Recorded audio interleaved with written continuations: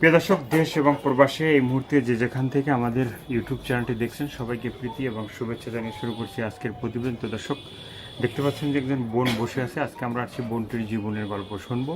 এই বোনটির নামটা হচ্ছে সাথী, মানে সাথীর জীবনের গল্প শুনবো। দেখবো যে তারে সাইডে কেউ চলে গেছে কিনা বা সাথীর কাছে সবাই আছে কিনা। হ্যাঁ, তো দর্শক, আপুর জীবনের গল্পটা আমরা শুনি। আপু, আসসালামু আলাইকুম।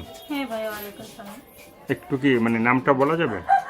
আমার নাম হলো সাথী ভাইয়া। সাথী, হ্যাঁ মানে আছে না যে সাথী ছাড়া জীবন বাঁচে না, হ্যাঁ। ঠিক আছে? সেই সাথীর জীবনে কি মানে সাথী ছিল না জীবনটা আছে না নাই?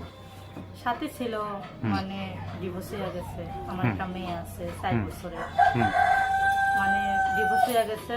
তার বাবা আমার পছন্দে আমাকে বিয়ে করছিল। হ্যাঁ। তার প্রেম ছিল অন্যজনের সাথে, বাবা আমার পছন্দে বিয়ে করছিল। হ্যাঁ, সে এখন আমাকে রাখে না, ডিভোর্স করে দিচ্ছে। এখন আমি বাবা মার কাছে আছি, আমার মা আছে, বাবা আছে। হুম, আমি পরের বাড়িতে কাজ করি, হ্যাঁ, যাই পাই আর কি কাজ করে আমার সংসারটা কোনো মতন চলে।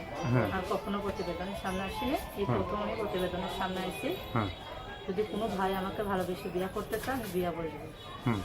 যে কোনো ভাই যদি ভালোবাসে বিয়ে করতে চায়, সে তো ভালোবাসবে, প্রেম করবে, ঠিক আছে? সে পার্কে যেয়ে বাদাম খাইতে যাবে, হ্যাঁ, বাদাম ফুচকা যাই খাক, ঝালমুড়ি, তার সাথে আমি সেটাই খাইতে রাজি আছি। রাজি আছেন? হ্যাঁ তো যারা দর্শক এই মুহূর্তে ভিডিওটা দেখছেন, মানে তাদেরকে বলি যে আপু কিন্তু পার্কে যেয়ে বাদাম, ফুচকা, ঝালমুড়ি যে যেটা খাবেন সেটা খাইতে কিন্তু সে রাজি আছে।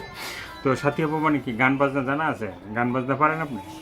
পারি তো ভাইয়া, কিন্তু এখন তো বলা যাইবো না। অনেক বলা কষ্ট যাবে না। করে প্রতিবেদনের সামনে আসছে যে গান বাজনা করি, মানুষে বলবো যে ওর মনে অনেক আনন্দ আছে, হুম। সে অনেক সুখী করে গান গাইতেছে। তো যারা দর্শক ভাইরা যে মানে যারা ফোন দিবে, হ্যাঁ তারা তো বলতে মানে সাথীর গান শুনতে চাবে, তাহলে কি শোনানো যাবে? হ্যাঁ, শোনানো যাইবো, কেন শোনানো যাইবো না? যে ও সাথীরে যেও না কখনো দূরে। হ্যাঁ, যেটা যেই কয়টা শুনতে চাবে সেই কয়টাই শোনাতে পারবে। মানে সে কয়টাই শোনা ভালোবাসার যাবে। মতন মানুষ হইলে হুম, সে যদি ফোন কিনা দেয়, ভিডিও ফোনে, অডিও ফোনে, যেইভাবে হোক না, সে আল্লাহ যদি সারাদিন ফোন দেয়, সারাদিনও কথা বলতে পারবো, আমার কোনো সমস্যা নেই। মানে খাওয়া দাওয়া লাগবে না? খাওয়া দাওয়া লাগবো না, খালি মনের মতন একজন মানুষ পাইলে হইব। তাকে দেখলেই আমার পেট ভরে যাইব, খাওয়া মানে তাকে দেখতে হলে তো ইমো লাগবে। ইমো আছে?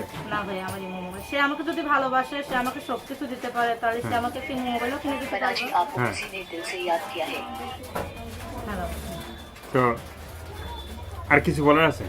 এটাই বলা আছে ভাইয়া, যে আমাকে ভালোবেসে আমার পাশে দাঁড়াইবো, যে আমাকে বিয়ে করতে চাইবো, সে আমাকে একটা যদি ফোন কিনা দেয়, মুখে তার সাথে কথা বলবো। আর আমি সেলাই মেশিন এর কাজ জানি, যে ভাই আমাকে মেশিন কিনা দিবে, আমি সেলাই মেশিন এর কাজ করে আমার সংসারটা চালাতে পারবো।